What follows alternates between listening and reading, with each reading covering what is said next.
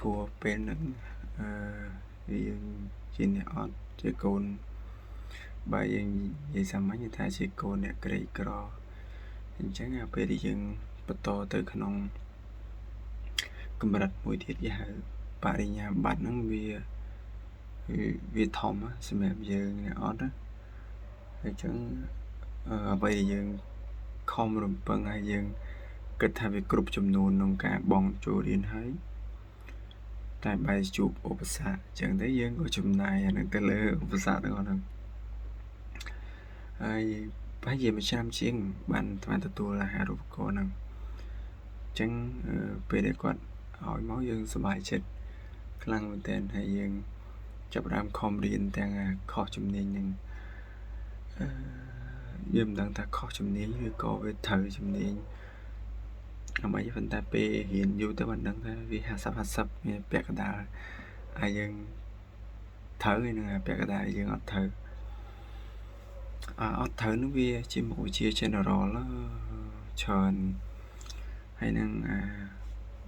ជាពិសេសយើងកណនីទៅលើគ្រឿងបង្គុំអីចឹងទេយើងអត់ចូលចិត្តមុខវិជ្ជាកណនីតាំងពីនៅវិទ្យាល័យអញ្ចឹងទៅមានភាពស្មុគស្មាញដែរពេលហ្នឹងអញ្ចឹងអានឹងគឺជាផ្នែកមួយដែលធ្វើឲ្យលោកប្អូនគិតថាវាមិនមានភាពងាយស្រួលដែរអញ្ចឹងមិនឃើញអ្នកដែលគាត់បោះបង់អីចឹងវាមានច្រើន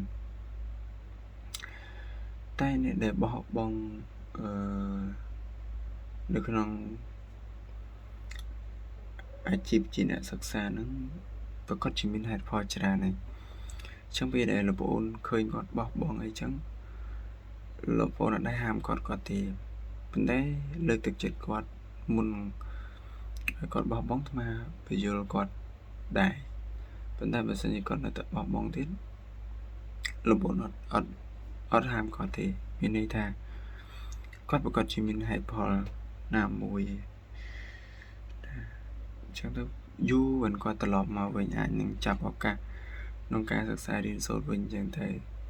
អាហ្នឹងក៏ជាផ្នែកមួយដែលលោកប្អូនគិតថាអាចអញ្ចឹងដែរ